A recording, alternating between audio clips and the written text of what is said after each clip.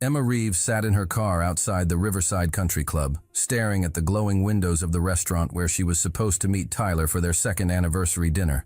20 minutes late. Again. Her phone buzzed with a text. "Running late, babe. Start without me. Important client meeting." Important client meeting. At 8 p.m. on a Saturday. The same excuse he'd used last week when she'd found the lipstick on his collar that definitely wasn't her shade. Emma closed her eyes, fighting back tears that had become too familiar. 23 years old, and she felt ancient with disappointment. 2 years with Tyler Morrison, 2 years of excuses, lies, and the growing certainty that she was competing with every woman who crossed his path. Her phone rang. Tyler's name flashed on the screen. "Emma, listen, I can't make it tonight. This Henderson deal is huge and—" "Where are you really, Tyler?"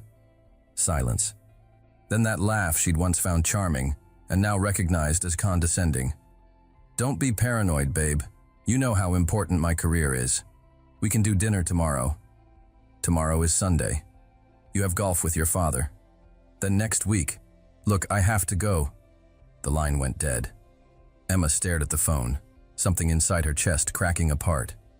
She started the car and drove aimlessly through Pittsburgh's autumn streets until she found herself in Shadyside, parked outside the Morrison family's stately colonial home. She'd been here dozens of times for family dinners, holiday gatherings, Tyler's birthday parties. Dr. Marcus Morrison had always been polite but distant, the successful cardiovascular surgeon who'd raised Tyler alone after his wife's death 10 years earlier. Emma wasn't sure why she'd come here. She had her own apartment, her own space to cry in private. But something about the warm lights in the windows, the sense of stability the house represented, drew her in. She found herself walking up the stone path to the backyard, where she could see Dr. Morrison through the French doors of his study, reading by lamplight. At 45, he was everything Tyler wasn't: contained, thoughtful, present. Silver touched his dark hair at the temples, and even in casual clothes, he carried himself with the quiet authority that came from years of making life and death decisions. Emma sank onto the garden bench under the old oak tree, finally letting the tears come. She cried for her naivety, for the 2 years she'd wasted making excuses for Tyler's behavior, for the growing certainty that love shouldn't feel this exhausting. "Emma?" She looked up to find Dr. Morrison standing in the doorway, his expression concerned. He stepped into the garden, closing the door behind him. "I'm sorry," she said quickly, wiping her eyes. "I didn't mean to intrude. I was just— Tyler and I were supposed to have dinner, but he—" Her voice broke. "He stood you up." It wasn't a question. "Important client meeting." Emma laughed bitterly. "On our anniversary." Dr. Morrison was quiet for a moment, then surprised her by sitting on the other end of the bench. "How long has this been happening? The standing up, or the lies in general?" "Both." Emma stared at her hands. "I caught him with another woman 6 months ago. He swore it was a mistake, that it would never happen again. But the late nights, the canceled plans, the way he looks at his phone when he thinks I'm not watching. And you stayed. I stayed because I thought love meant fighting for someone, even when they weren't fighting for you."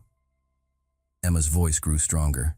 "I stayed because I kept thinking if I was patient enough, understanding enough, perfect enough, he'd realize what we had was worth protecting." Dr. Morrison turned to face her fully. "Emma, can I tell you something?" She nodded. "I've been a surgeon for 20 years. I've seen people die on my table. I've had to tell families their loved ones weren't coming home. And in all that time, dealing with genuine life and death crises, you know what I've learned? What? Life is too short to spend it begging someone to see your value." His voice was gentle but firm. "Love isn't supposed to be a constant audition where you perform for someone's attention. It's supposed to be a partnership where both people choose each other every day without question." Emma felt fresh tears threatening. "But I love him." "You love the man you hoped he could become." "But Emma," Dr. Morrison's voice grew urgent, "you can't love someone into being worthy of you.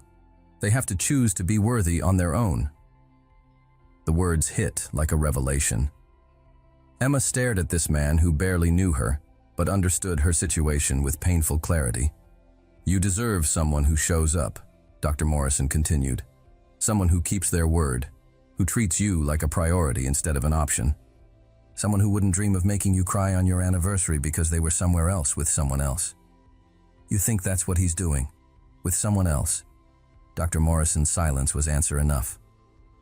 They sat quietly as evening deepened around them. Emma felt something shifting inside her. Not healing exactly, but a recognition that the pain she'd been carrying wasn't love. It was the absence of love disguised as devotion.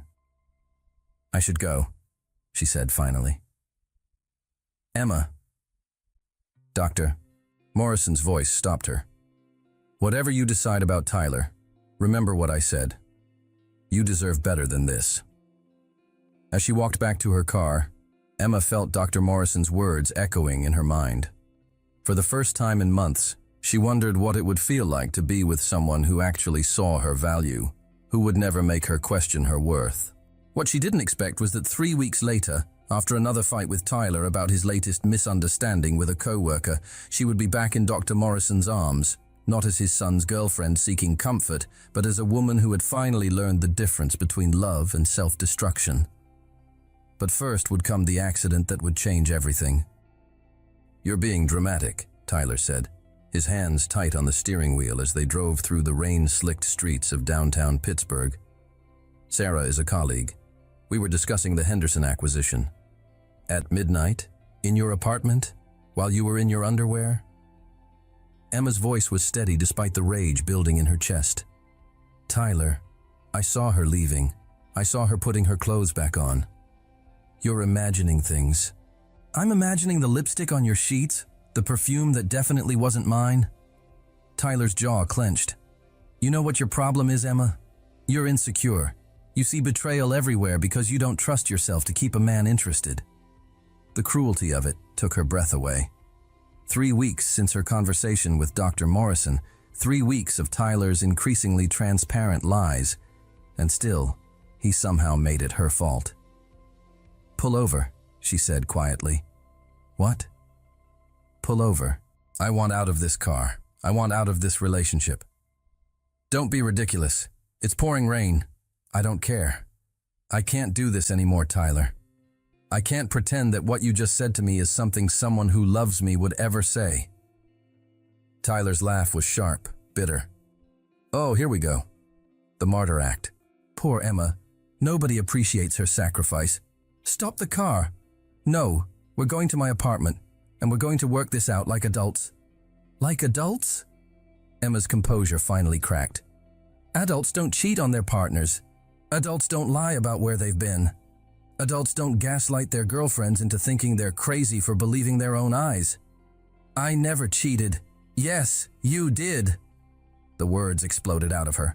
"You've been cheating on me for months. With Sarah, with that client from Henderson Industries, probably with half the women in Pittsburgh. And I've been making excuses for you because I thought that's what love looked like." Tyler's face twisted with anger. "You want to know what love looks like? Love looks like putting up with your paranoia, your constant need for reassurance, your pathetic attempts to turn me into some fairy tale prince. Tyler, watch out." The red light had appeared suddenly in the rain, but Tyler was too focused on his anger to notice. He ran it at 40 miles per hour, directly into the path of a delivery truck. Emma saw the impact coming and threw her hands up instinctively. The last thing she remembered was the sound of crushing metal and Tyler screaming her name. She woke up to the steady beep of hospital machines and a pain so severe she couldn't identify where it was coming from. Everything hurt, her head, her ribs, her left leg, that felt wrong somehow. "Emma? Thank God you're awake." She turned her head carefully and saw Dr. Morrison sitting beside her bed, still wearing scrubs, his face etched with exhaustion and concern. "Dr. Morrison?" Her voice came out as a croak. "Marcus, please." He reached for a cup of water, helping her take small sips. "How do you feel?" "Like I got hit by a truck, literally." She tried to smile but winced. "Tyler?" "Concussion, some bruises. He was released yesterday." "Yesterday? How long have I been here?" 3 days. You had surgery to repair a fracture in your left leg, and we had to monitor you for brain swelling from the concussion. Marcus's professional mask slipped slightly.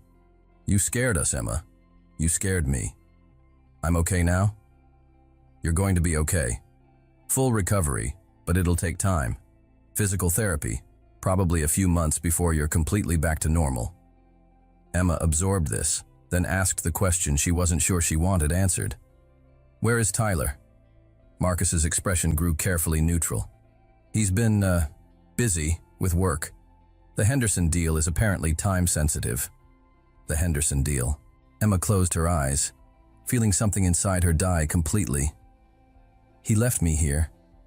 Emma, he left me here alone while I was unconscious, while you were operating on my leg, while I could have died, because of a business deal. Marcus reached for her hand without thinking, then seemed to realize what he was doing, but he didn't pull away. I'm sorry, he said simply. Don't apologize for your son's choices. Emma's voice was steady now, clear. I'm done making excuses for him. Good. The simple word, spoken with such quiet conviction, made Emma look at Marcus properly for the first time since waking up. His dark eyes held something she'd never seen from Tyler. Genuine concern, real presence, the kind of attention she'd been starving for without realizing it. Marcus? Yes? Thank you. For staying. For taking care of me. Where else would I be? The question was rhetorical, but it highlighted the fundamental difference between father and son. Marcus hadn't left because leaving hadn't even occurred to him. Taking care of someone he cared about was simply what you did. The nurses said you've been here every day, Emma said softly. You were unconscious and alone. That wasn't acceptable.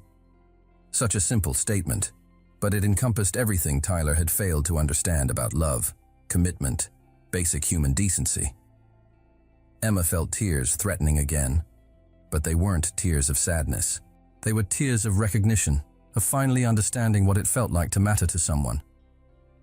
I don't have anywhere to go when I'm discharged, she said quietly. My lease is up next week and I was supposed to move in with Tyler, but obviously that's not happening anymore. Marcus was quiet for a moment. You could stay with me, just until you're recovered enough to make other arrangements. I couldn't impose. You wouldn't be imposing. I have plenty of space and honestly, Marcus paused, seeming to choose his words carefully. I'd feel better knowing you were somewhere safe while you heal. Emma studied his face, looking for pity or obligation. Instead, she found something that looked like genuine caring. Okay, she said softly. If you're sure it wouldn't be too much trouble. No trouble at all. As Marcus arranged her discharge papers and prepared to take her home, to his home, Emma felt something she hadn't experienced in years. The anticipation of being truly cared for by someone who wouldn't make her question her worth. She had no idea that within a week, caring would transform into something much more dangerous, much more intense, and completely impossible to resist. Marcus's house felt different as a resident than it had as an occasional visitor. During the day, when Marcus was at the hospital, Emma could explore the quiet spaces, the library filled with medical journals and classic literature, the kitchen with its view of the garden where she'd cried 3 weeks earlier, the living room with its comfortable furniture and family photos that chronicled Tyler's development from adorable child to entitled young man. What struck her most was how little Tyler's presence was felt in the house. A few photos, some childhood artwork framed in Marcus's study, but none of the casual intimacy that suggested a close relationship. The house felt like Marcus's sanctuary, and Tyler seemed like a guest who visited occasionally. Emma had been there a week when her physical therapy sessions began in earnest. Marcus had converted his home gym into a makeshift rehabilitation center, complete with the equipment she'd need for her recovery. He insisted on supervising her exercises personally, despite her protests that she could manage alone. You're not managing alone anything, he said firmly, adjusting the resistance on the leg press machine. You're recovering from major trauma, and you're going to do it properly. I don't want to be a burden. Emma. Marcus's voice was patient but authoritative. You're not a burden. You're a person who needs care, and I'm qualified to provide it. Stop arguing with me." The directness of it, the way he simply took charge without making her feel helpless, was intoxicating. Tyler had always made her feel like her needs were inconvenient. Marcus made her feel like caring for her was a privilege. "Besides," Marcus added, a hint of humor in his voice, "I've been looking for an excuse to actually use this equipment. It's been gathering dust since I bought it. You don't work out? I work 16-hour days saving people's lives. When do you think I have time to work out?" Emma found herself laughing, actually laughing for the first time since the accident. Fair point. As the days passed, their routine became familiar and comfortable. Marcus would leave early for the hospital, but not before making sure Emma had everything she needed: medications, meals, books to keep her occupied. He'd return in the evenings to check on her progress, help with her exercises, and share dinner. It was during these quiet evening hours that Emma began to see Marcus not as Tyler's father or her doctor, but as Marcus, a man who was intelligent, funny in a dry way, and surprisingly easy to talk to. "Tell me about your work," she said one evening, as they shared takeout Chinese food in his kitchen. "It's not very interesting dinner conversation. Try me." So Marcus told her about his day, a complex surgery on a 6-year-old with a congenital heart defect, the moment when the child's heart began beating normally for the first time in her young life, the way her parents had cried when he delivered the news that the surgery was successful. "You gave that family their daughter back," Emma said softly. "I did my job. You saved a life.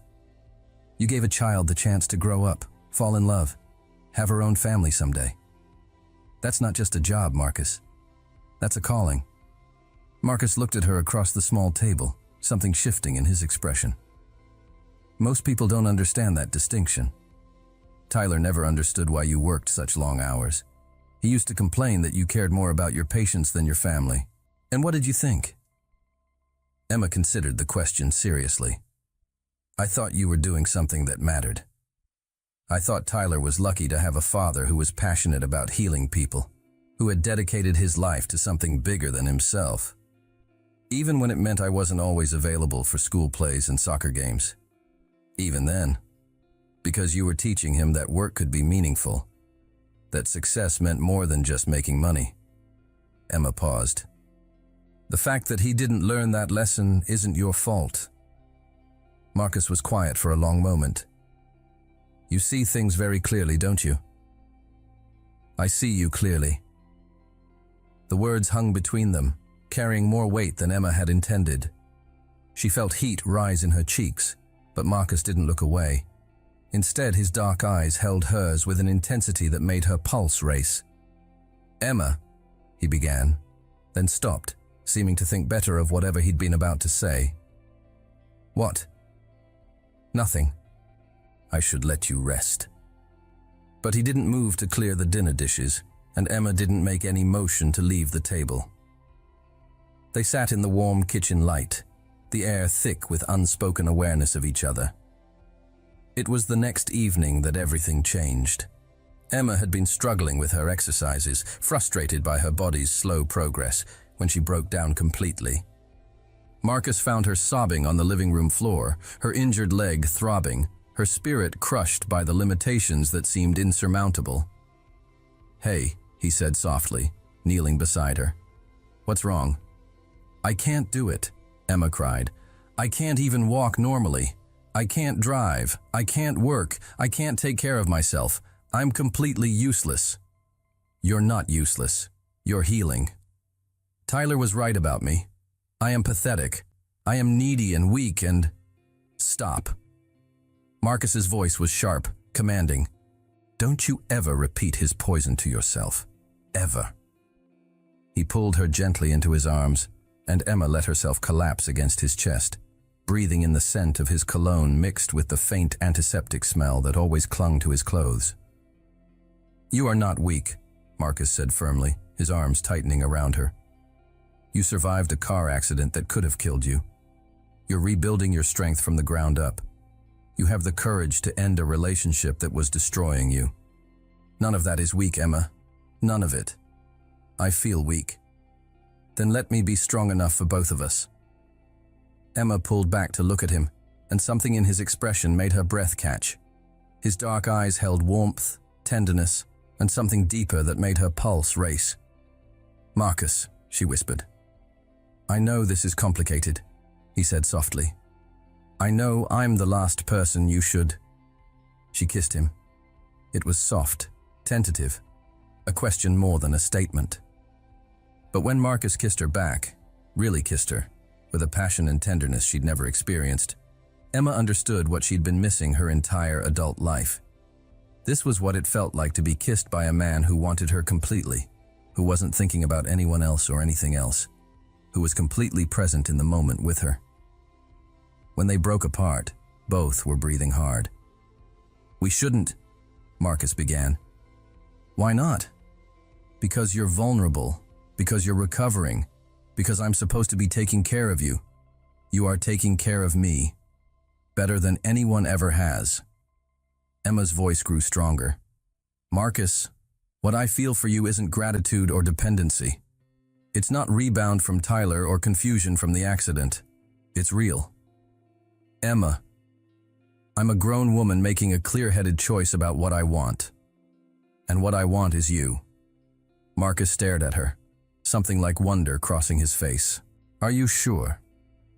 "I've never been more sure of anything in my life."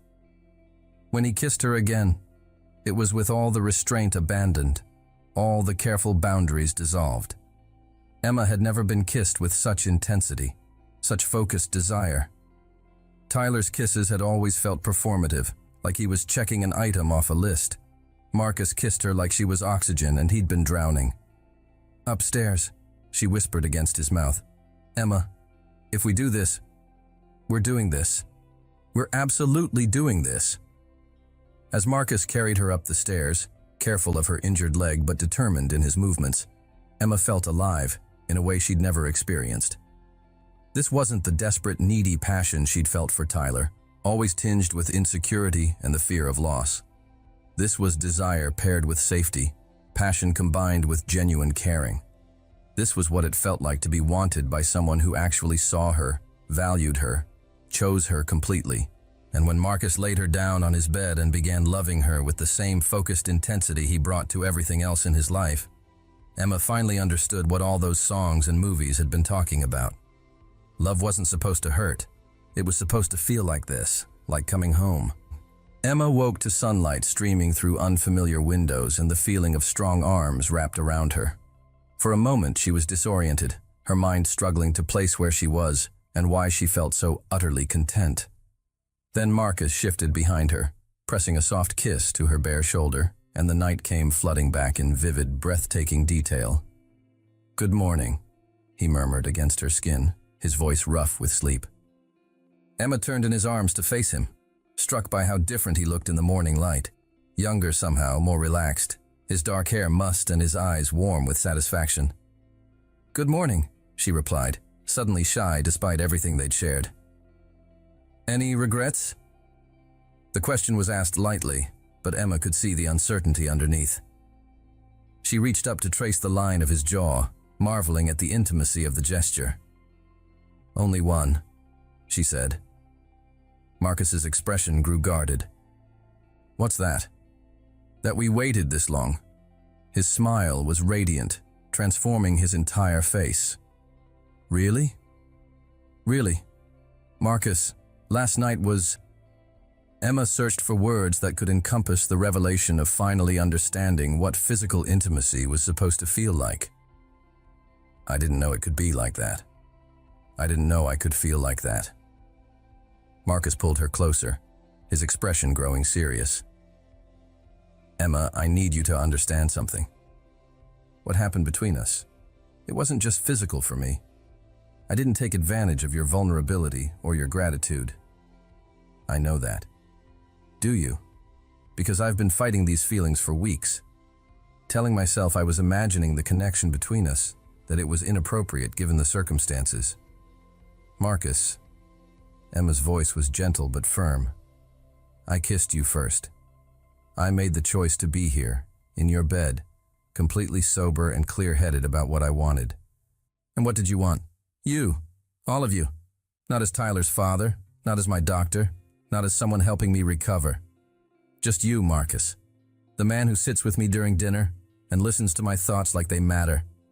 The man who makes me feel safe and valued and seen. Marcus's kiss was soft, reverent, like a thank you and a promise combined. I love you, he said simply. The words should have terrified Emma. She'd heard them from Tyler dozens of times, usually when he was trying to excuse some behavior or manipulate her into forgiveness. But from Marcus, they felt like truth, like something solid she could build a life on. I love you too, she replied, and meant it with every fiber of her being. They made love again in the morning light, slowly and thoroughly, and Emma discovered that the night before hadn't been a fluke. Marcus touched her like she was precious, like every response mattered, like bringing her pleasure was the most important thing in the world. With Tyler, sex had always felt like something she participated in rather than enjoyed, something that was ultimately about his satisfaction with her pleasure as an afterthought. With Marcus, she felt like an equal partner in something beautiful and mutual. I could stay in this bed forever, Emma murmured as they lay tangled together afterward. Unfortunately, I have surgery in 2 hours, Marcus replied with genuine regret. Go save lives. I'll be here when you get back. Promise? Promise. As Marcus showered and prepared for work, Emma watched him move through his routine with the same quiet competence he brought to everything. Even getting dressed was done with purpose, efficiency, the movements of a man who knew his worth and his place in the world. Tyler had always been frantic in the mornings, rushing, forgetting things, constantly running late because he'd stayed up too late gaming or drinking. Marcus was calm, prepared, present. There's food in the refrigerator, Marcus said, adjusting his tie. Your physical therapy appointment is at 2. I'll be home by 4 to drive you. I can take a cab. You'll ride with me. I want to hear how the session goes. The casual assumption that he'd be part of her recovery, that her progress mattered to him, made Emma's chest warm with affection. Marcus? Yes.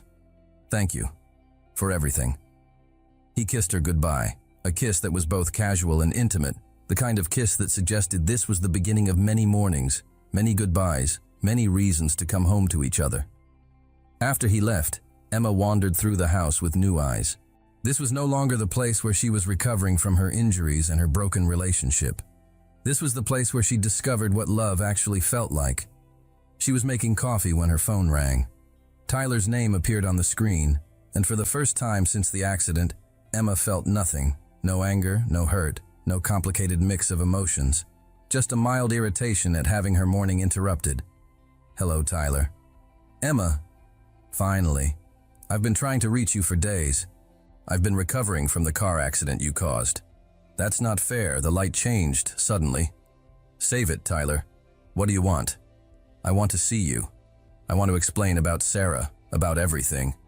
The Henderson deal fell through, and I realize I've been prioritizing all the wrong things.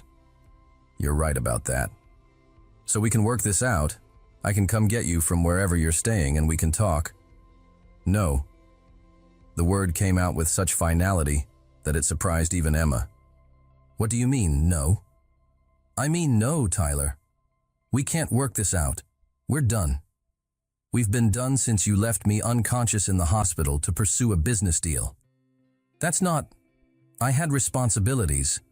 You had a girlfriend who almost died, and you chose your responsibilities over being there when she woke up scared and in pain. That tells me everything I need to know about your priorities. Emma, you're being dramatic. I'm being clear. Don't call me again, Tyler. Don't text me. Don't show up wherever you think I'm staying. We're over, and I'm moving on with my life. She hung up before he could respond and immediately blocked his number.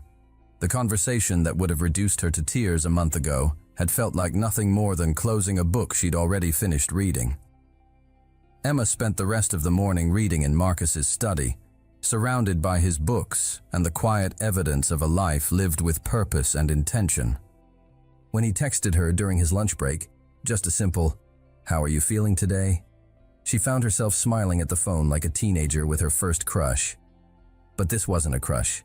This was love, real and adult and complicated and absolutely worth fighting for. That evening, as they shared dinner and talked about their days, Emma felt a contentment she'd never experienced. This was what partnership looked like. Two people genuinely interested in each other's lives, supporting each other's goals, finding joy in simple moments of connection. "I have something to tell you," Emma said as they cleaned up the dishes together. "What's that?" "Tyler called today." Marcus went very still. What did he want? "To get back together, to explain about his latest affair, to convince me that he's learned from his mistakes. And I told him we were done. Completely done. I blocked his number." Marcus set down the plate he'd been drying and turned to face her fully. "How do you feel about that?" "Free. For the first time in 2 years, completely free." Emma moved closer to him. "Marcus, I need you to understand something. What I feel for you isn't rebound or rebellion against Tyler. You're not some older man I'm using to get back at my ex-boyfriend. Emma, you're the first man who's ever made me feel truly valued. The first man whose priorities make sense to me, whose character I actually respect. The first man I've ever loved, who I'm absolutely certain loves me back." Marcus pulled her into his arms, holding her tightly against his chest. "I do love you back," he said firmly. "Completely, irrevocably. In ways that scare the hell out of me because I never expected to feel this way about anyone again. Again. I loved Tyler's mother. But what I feel for you is different, deeper, more conscious. I choose you every moment, Emma. Not because I have to, but because I can't imagine choosing anyone else." They made love again that night, and Emma understood that this was her new normal. Being cherished, being desired, being loved by a man who showed up consistently and completely. She also understood that their happiness existed in a bubble that would eventually be tested by the outside world. Tyler would find out eventually. There would be conversations to have, judgments to face, complications to navigate. But as Marcus held her close and whispered promises against her skin, Emma knew that whatever challenges lay ahead, they would face them together. Because this love, this partnership, this sense of being completely known and accepted, was worth fighting for.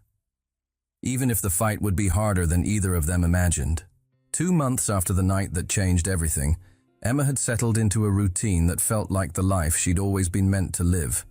Her physical recovery was nearly complete. Her relationship with Marcus had deepened into something that felt both passionate and stable, and she'd even started working part-time as a research assistant for one of Marcus's colleagues at the hospital. They were careful in public. No displays of affection, no suggestion that their relationship was anything more than doctor and recovering patient. But in the privacy of Marcus's home, they were building something beautiful and sustainable. Emma was working in the garden when she heard a car door slam in the driveway. She looked up to see Tyler striding toward the backyard, his face flushed with anger and something that looked like desperation. "Tyler." She stood up, brushing dirt from her gardening gloves. "What are you doing here?" "Looking for you. You blocked my number. You moved out of your apartment without leaving a forwarding address." "What the hell, Emma? I told you we were done. I meant it." "No, you didn't. You were hurt. You were angry. But people don't just throw away 2 years over a misunderstanding." "A misunderstanding?" Emma's voice rose. "Tyler, you were cheating on me, repeatedly. And when I was in the hospital, possibly dying, you chose a business deal over being there when I woke up. I've been trying to make that right. There is no making that right. There's no coming back from that level of selfishness." Tyler moved closer, and Emma noticed he looked thinner, more haggard than when she'd last seen him. Dark circles under his eyes, wrinkled clothes, the appearance of a man who wasn't sleeping well. "Emma, please. I know I screwed up, but I love you. I've realized what I lost, and I'm willing to do whatever it takes." "It's too late." "No, it's not. We can go to counseling, we can take a vacation, we can start over." "Tyler, I don't love you anymore." The words hit him like a physical blow. He stepped back, his face cycling through disbelief, hurt, and finally anger. "That's impossible. You don't just stop loving someone. You do when you realize you were never actually loved in the first place." When you finally understand the difference between being with someone who sees you as an accessory and being with someone who sees you as a partner. Someone who sees you as a partner? Tyler's voice grew sharp. Emma, what the hell are you talking about? Who are you seeing? Emma felt her pulse spike. She hadn't intended to reveal that there was someone else, but Tyler had always been perceptive when it came to threats to his territory. That's none of your business. It is my business if some guy took advantage of you while you were vulnerable. No one took advantage of me. I made a choice, as an adult, about what I wanted for my life. And what you wanted was some rebound guy who told you what you wanted to hear while you were recovering from the accident I was in too, by the way. The accident you caused, Emma corrected. And this isn't some rebound, Tyler. This is real. This is what love actually looks like. Tyler's eyes narrowed. Who is he? It doesn't matter. It matters to me. Some guy is screwing my girlfriend. I'm not your girlfriend anymore. I haven't been your girlfriend since the moment you walked out of that hospital room to chase money instead of making sure I was okay. Emma, just tell me who it is. I deserve to know who you're. You don't deserve anything from me. The hell I don't. 2 years, Emma. 2 years of my life invested in this relationship. Invested? Emma's voice grew dangerous. Is that what you call it? Investment? Like I was some stock you were hoping would pay dividends? That's not what I meant. Yes, it is. That's exactly what you meant. Because you've never seen me as a person, Tyler. You've seen me as an acquisition. Something pretty to have on your arm at work functions. Someone who wouldn't ask too many questions about where you spent your nights. Tyler's face darkened. That's not true. It is true. And you know what? I'm grateful for the accident. Because it showed me who you really are when things get difficult. And it introduced me to someone who actually knows how to love a woman. Who is he? Tyler demanded, stepping closer. Who the hell is he, Emma? Before she could answer, the French doors opened and Marcus stepped onto the patio, home early from his rounds. He took in the scene immediately, Emma's defensive posture, Tyler's aggressive stance, the tension crackling between them. Tyler, Marcus said calmly. I didn't expect to see you here. Dad. Tyler's voice was cold. I came to talk to Emma about getting back together. She's been staying here. She's been recovering here, yes. For 2 months? For as long as she needs. Tyler looked between his father and Emma, and something in their body language, the way Marcus positioned himself slightly in front of Emma, the way she moved closer to his side, made his eyes narrow. Emma, Tyler said slowly, who did you say you were seeing? Emma felt Marcus tense beside her. This was the moment she'd been dreading, but also the moment that would force everything into the open. Tyler, it's him, isn't it? Tyler's voice was deadly quiet. It's my father. The silence that followed was deafening. Marcus stepped forward slightly, his posture protective but not apologetic. Tyler, don't. Tyler held up a hand, his face cycling through shock, rage, and something that looked like betrayal. Don't say anything, Dad. Not yet. He turned to Emma, his expression ugly. How long? Tyler, it's not what you think. How long have you been fucking my father? Don't talk to her like that, Marcus said sharply, his voice carrying the authority that came from years of commanding operating rooms. I'll talk to her however I want. She was my girlfriend. She was your girlfriend, Marcus corrected, whom you cheated on repeatedly and abandoned in a hospital bed after an accident you caused. So you thought you'd swoop in and play hero? Christ, Dad, she's 23 years old. She's an adult who makes her own decisions. She's a kid who was vulnerable after her accident, and you took advantage. I didn't take advantage of anyone, Emma interrupted, her voice strong despite the tremor in her hands. Tyler, what Marcus and I have is real. It's honest. It's everything you never gave me. Everything I never… Tyler laughed bitterly. Emma, you're deluding yourself. He's using you to get back at me for something, or he's having a midlife crisis, or maybe, Emma said quietly, he's just a better man than you are. The words hit Tyler like a slap. His face went white, then flushed red with anger. A better man, Emma. He's old enough to be your father, and mature enough to treat me like I matter, unlike his son. You're pathetic, Tyler spat. Both of you. Dad, she's going to get bored with you the minute someone her own age pays attention to her. And Emma, you're so desperate for approval that you're screwing a man twice your age because he paid you some attention when you were hurt. That's enough. Marcus's voice was deadly quiet, but there was something in it that made Tyler take a step back. You will not speak to Emma that way. Ever. Or what, Dad? You'll choose your girlfriend over your son. I'll choose the woman I love over a son who apparently learned nothing about respect or decency in 24 years. The admission hung in the air like a bomb. Marcus had just declared his love for Emma in front of Tyler, had just chosen her over his relationship with his son. You love her, Tyler repeated slowly. You actually think you love her. I don't think anything. I know. This is insane. She's using you, Dad. Can't you see that? She's young and broke and you're successful and stable. She's not using me, Marcus said firmly. She's loving me. Something you never learned how to do with anyone. Tyler stared at his father with an expression Emma had never seen before. Pure hatred, mixed with something that might have been grief. Fine, he said finally. Fine. You want to throw away our relationship for some girl who was with me first? Do it. But don't come crying to me when she breaks your heart. Tyler, Emma began. No, you've made your choice. Both of you have. Tyler's voice grew stronger, more venomous. Dad, I hope she's worth losing your son over. And Emma, I hope you realize what you're signing up for.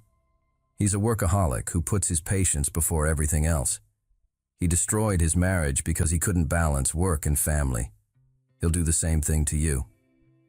Your mother died of cancer, Marcus said quietly. I didn't destroy our marriage. I fought to save her life until the very end. And ignored me in the process. But I guess Emma doesn't care about that since she never plans on having your kids anyway.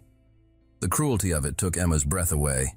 Tyler was weaponizing Marcus's grief over his wife, his guilt over the necessary compromises of raising a child alone while saving lives. Tyler, stop, Emma said firmly. You're hurt. I understand that. But I'm not hurt. Tyler cut her off. I'm disgusted with both of you. Emma, you were mine. We had a relationship. We had plans. And the minute things got difficult, you ran to the first man who showed you attention. You cheated on me. I made mistakes, but I didn't betray family.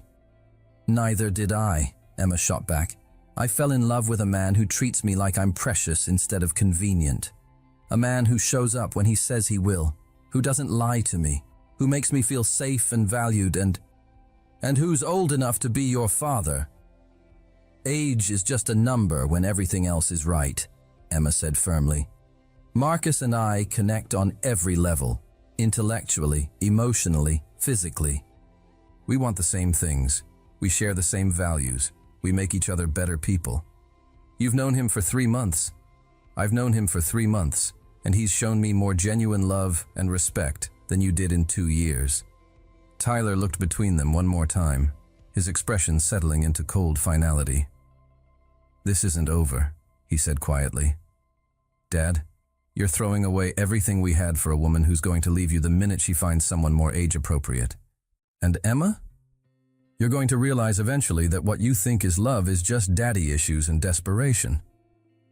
He walked away without another word, leaving Emma and Marcus standing together in the garden where this had all began. Are you okay? Marcus asked softly, pulling Emma into his arms. I'm okay. Are you? Marcus was quiet for a long moment. I knew this would happen eventually. I just hoped we'd have more time before we had to face it. Do you regret it? Standing up to him? Choosing me? Marcus pulled back to look at her face, his dark eyes serious but warm. Emma, I've made a lot of difficult decisions in my life. I've had to tell parents their children wouldn't survive surgery. I've had to make split-second choices that meant the difference between life and death. But choosing you, that's the easiest decision I've ever made, even if it means losing Tyler. I lost Tyler years ago when he decided that getting what he wanted mattered more than becoming the kind of man worth respecting. All I did today was stop pretending otherwise. They held each other in the afternoon sunlight, both understanding that their relationship had just weathered its first major test. Tyler would be back. This confrontation was just the beginning of what would likely be a long and painful process of establishing their independence from his anger and resentment. But they had chosen each other openly and completely in front of the person who most threatened their happiness. They had refused to be ashamed or apologetic about their love. And for now, that felt like victory enough. The weeks following Tyler's confrontation brought a kind of peace Emma hadn't expected. She'd anticipated guilt, second-guessing, maybe even Tyler's attempts to sabotage their relationship. Instead, she found a deep sense of relief that the secrecy was over, and their love was no longer something they had to hide. Marcus, however, was struggling more than he let on. Emma found him in his study late one evening, staring at a framed photo of Tyler's high school graduation, a younger version of father and son, both smiling, both looking genuinely happy to be together. "Second thoughts?" she asked gently, settling beside him on the leather couch. "Regrets about the years when things were good between us," Marcus replied honestly. "He wasn't always like this, Emma. When he was younger, before his mother died, he was a sweet kid. Curious, affectionate, excited about everything." "What changed?" "I did. After Sarah died, I threw myself into work because it was easier than facing the grief at home. Tyler needed his father, but I gave him a provider instead. I taught him that emotional distance was strength, that work came before everything else." Emma took his hand, intertwining their fingers. "You were dealing with losing the love of your life while trying to raise a child alone. You did the best you could with what you had." "Did I? Because looking at the man Tyler became, I wonder if I failed him completely." "Marcus, Tyler is 24 years old. At some point, his choices become his own responsibility.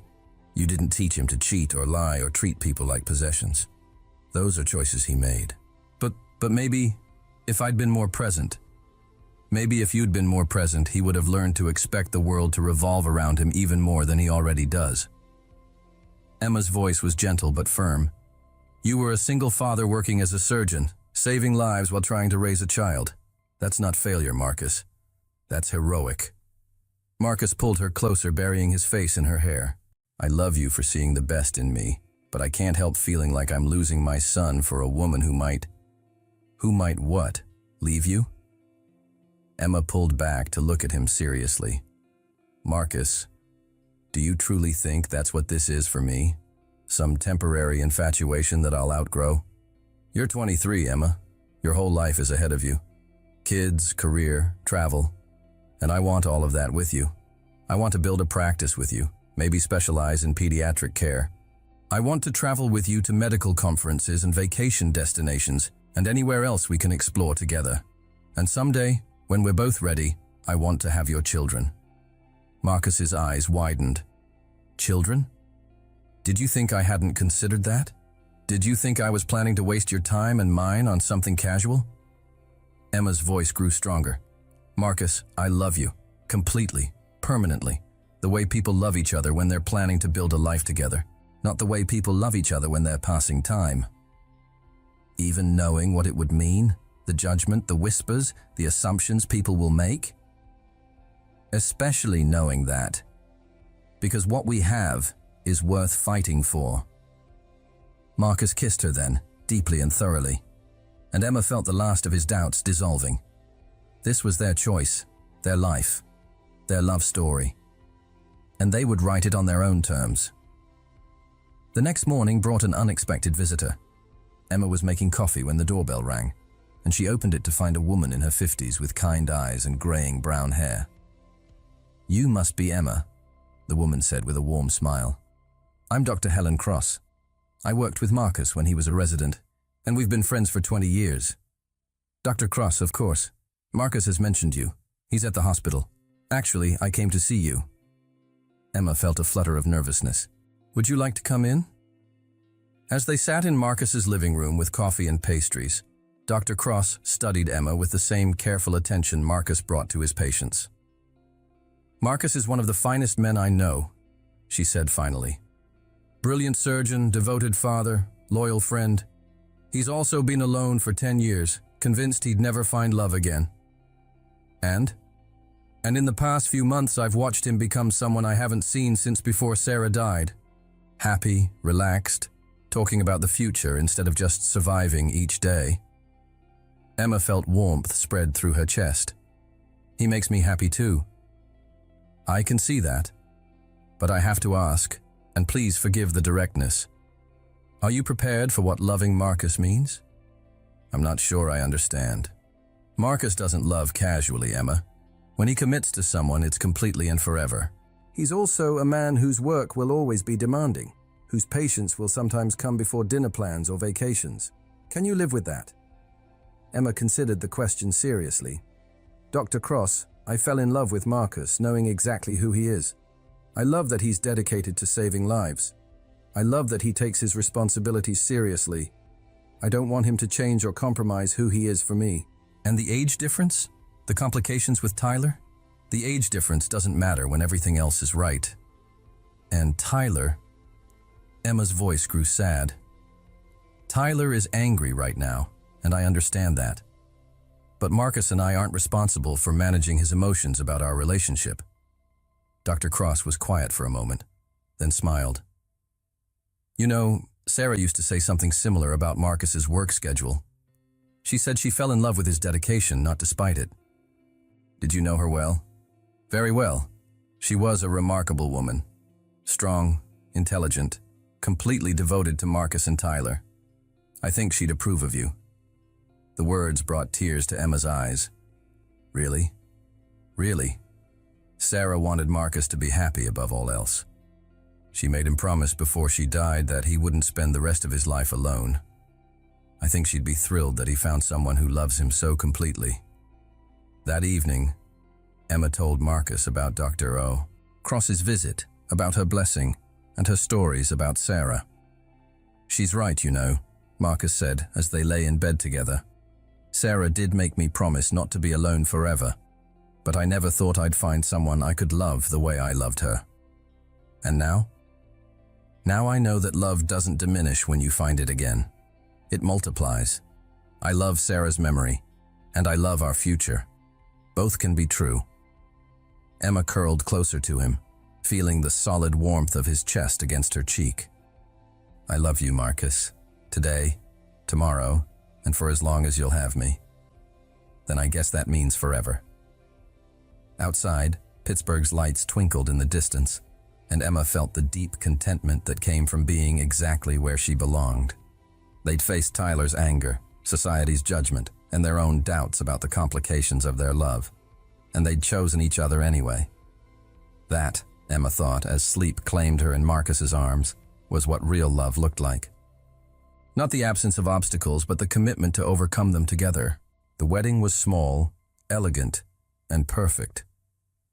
Emma stood in the garden where she'd first cried over Tyler's betrayal, now transformed with white flowers and fairy lights, wearing a simple silk dress that Marcus had chosen because he said it made her eyes shine. Dr. Cross officiated, having gotten ordained online specifically for this purpose.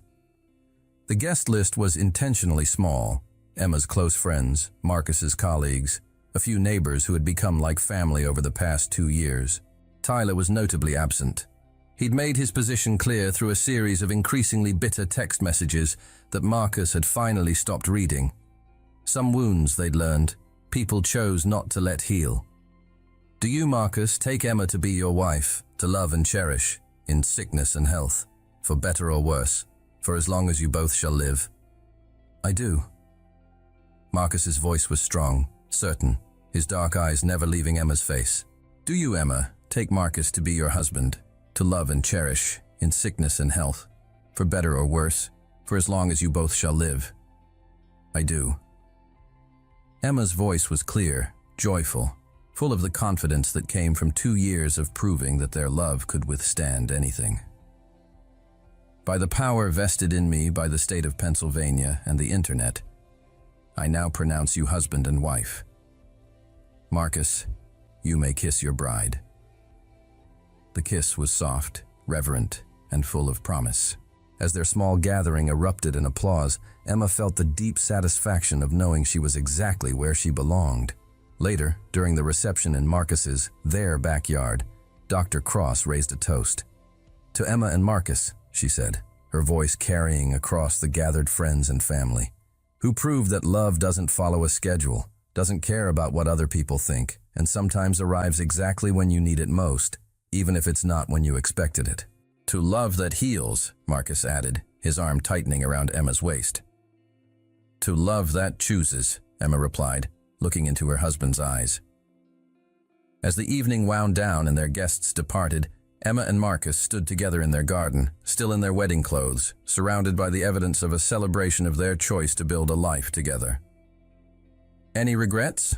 Marcus asked, echoing the question that had become their private tradition. "Only one," Emma replied with a smile. "What's that?" "That it took a car accident and a broken heart to bring us together. I wish I'd been brave enough to see what was right in front of me sooner.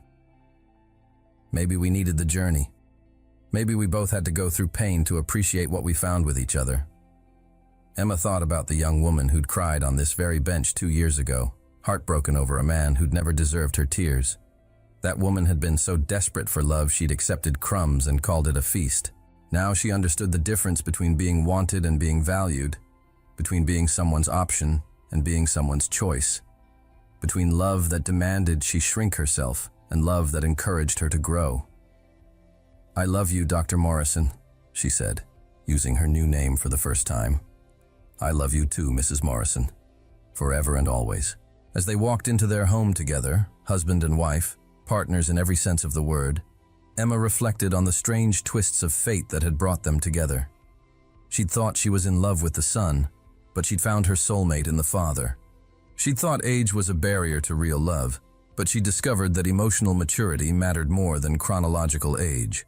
She'd thought that love meant accepting whatever you were offered, but she'd learned that real love meant being with someone who offered everything freely. Their story had begun with heartbreak and accident, with complications and judgment and the kind of obstacles that would have destroyed a weaker connection. But what they'd built together was stronger than circumstances, deeper than physical attraction, more lasting than passion. They'd built a partnership based on respect, understanding, shared values, and the daily choice to prioritize each other's happiness. And if that wasn't a fairy tale ending, it was something better. A real love story, built by two people who'd learned that the best relationships aren't perfect, but chosen. Every day deliberately, with full knowledge of each other's flaws and the determination to love anyway. Sometimes the wrong choice led you exactly where you needed to be. Sometimes love finds you in the most unexpected places, with the most unexpected person, at exactly the moment you're ready to receive it. Emma and Marcus's story reminds us that real love isn't about age or circumstances. It's about finding someone who sees your value, chooses you completely, and builds a life with you based on mutual respect and genuine partnership. What did you think of their unconventional love story? Share your thoughts in the comments and subscribe for more stories about love, second chances, and the courage to follow your heart, no matter where it leads.